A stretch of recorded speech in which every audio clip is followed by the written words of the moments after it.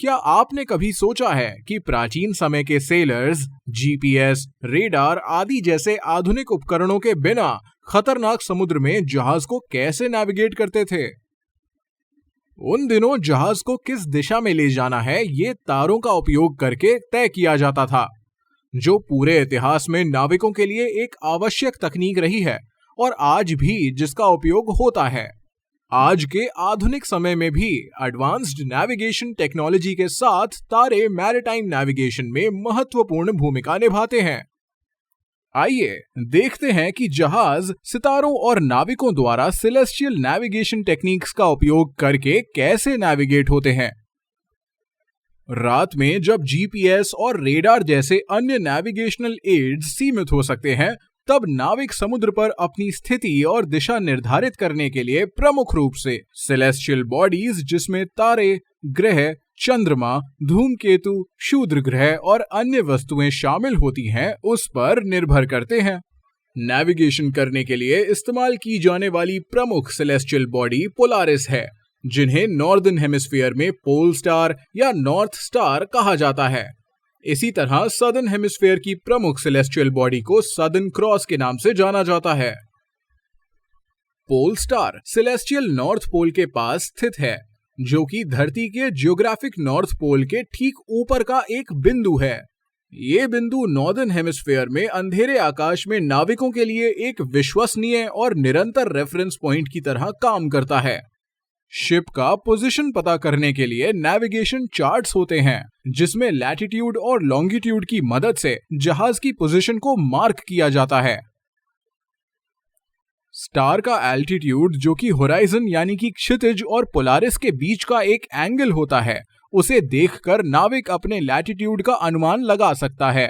Pole star जितना horizon के ऊपर ऊंचा होगा, उतना ही ऑब्जर्वर नॉर्थ पोल के नजदीक होगा। सदर्न क्रॉस, जिसे क्रक्स भी कहा जाता है, उसे मुख्य रूप से सदर्न हेमिस्फीयर में शिप नेविगेशन के लिए इस्तेमाल किया जाता है। यह एक प्रमुख सेलेस्टियल रेफरेंस पॉइंट के रूप में कार्य करता है। ये एक स्पष्ट और आसानी से पहचाने जाने वाला तारों का समूह है, जिसमें 4 मुख्य तारे एक क्रॉस का आकार बनाते हैं। ये कुछ ऐसे तारे हैं जो जहाज की दिशा और लैटिट्यूड को निर्धारित करने के लिए रिलायबल रेफरेंस पॉइंट के रूप में काम करते हैं। जहाज का नेविगेशन करने के लिए नाविक इनके अलावा भी कई और तारों का इस्तेमाल कर सकते हैं।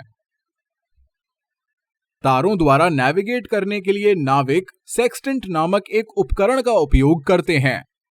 सेक्सटेंट उन्हें एक सेलेस्टियल बॉडी, जो कि आमतौर पर सूर्य या एक तारा होती है, और होराइजन या सागर के क्षितिज के बीच में एंगल को मेजर करने में मदद करती है। एक विशेष समय में इस मेजरमेंट की तुलना सेलेस्टियल बॉडी की ज्ञात स्थिति से करके नाविक अपने लैटिट्यूड को कैलकुलेट कर सकते हैं। सेक्सटेंट एक सटीक उपकरण है, जिसे सही रूप से उपयोग करने के लिए स्किल्स और एक्सपर्टीज की आवश्यकता होती है। सितारों द्वारा नेविगेट करने में विभिन्न सेलेस्टियल नेविगेशन कॉन्सेप्ट्स को समझना भी शामिल है।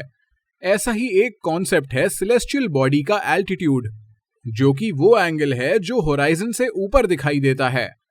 एल्टीट्यूड को मेजर और ऑब्जर्वेशन के सही समय को जानने के बाद नाविक विशेष नेविगेशन टेबल और मैथमेटिकल कैलकुलेशंस का उपयोग करके एक नॉटिकल चार्ट पर अपनी स्थिति बना सकते हैं। इसके अलावा नाविक अपनी स्थिति को सटीक रूप से निर्धारित करने के लिए जहाज की गति, कोर्स और समय जैसे फैक्टर्स पर भी निर्भर करते हैं। जहाज की अचूक पोजीशन स्थापित करने के लिए वे समय के साथ कई सेलेस्टियल साइटिंग्स लेते हैं। इस प्रक्रिया को सेलेस्टियल ट्रायंगुलेशन के रूप में जाना जाता है, जहां जहाज के स्थान को पिन पॉइंट करने के लिए विभिन्न सेलेस्टियल बॉडीज से चार्ट पर इंटरसेक्टिंग लाइंस खींची जाती हैं। हालांकि सेलेस्टियल नेविगेशन के लिए एक्सपर्टीज और अभ्यास की आवश्यकता होती है। ये नेविगेशन की प्राचीन कला और ब्रह्मांड की विशालता के पुराने संबंध की भावना को आज भी जीवित रखे हुए है। अगर इक्विपमेंट फेलियर होता है या रिमोट एरियाज में जब आधुनिक नेविगेशन इक्विपमेंट काम नहीं करते या अन्य नेविगेशनल एड्स का सीमित उपयोग ही मुमकिन होता है, उस समय ये बैकअप विधि प्रदान करता है। लेकिन आजकल हो रही टेक्नोलॉजी में प्रगति ने दैनिक मैरिटाइम ऑपरेशंस में सेलेस्टियल नेविगेशन को कम आम बना दिया है। इसके बावजूद भी ये नाविकों के लिए एक मूल्यवान स्किल बना हुआ है, विशेष रूप से उन लोगों के लिए जो विषम परिस्थितियों में लंबी यात्राओं पर या लिमिटेड इंफ्रास्ट्रक्चर वाले क्षेत्रों में नेविगेट करते हैं। हमें आशा है कि ये वीडियो आपको जानकारीपूर्ण और मददगार लगी होगी। मैरिटाइम विषय पर इस तरह की और रोचक और दिलचस्प वीडियो देखने के लिए सुनिश्चित करें कि आप सब्सक्राइब बटन और बेल आइकन को प्रेस करना बिल्कुल ना भूलें। धन्यवाद।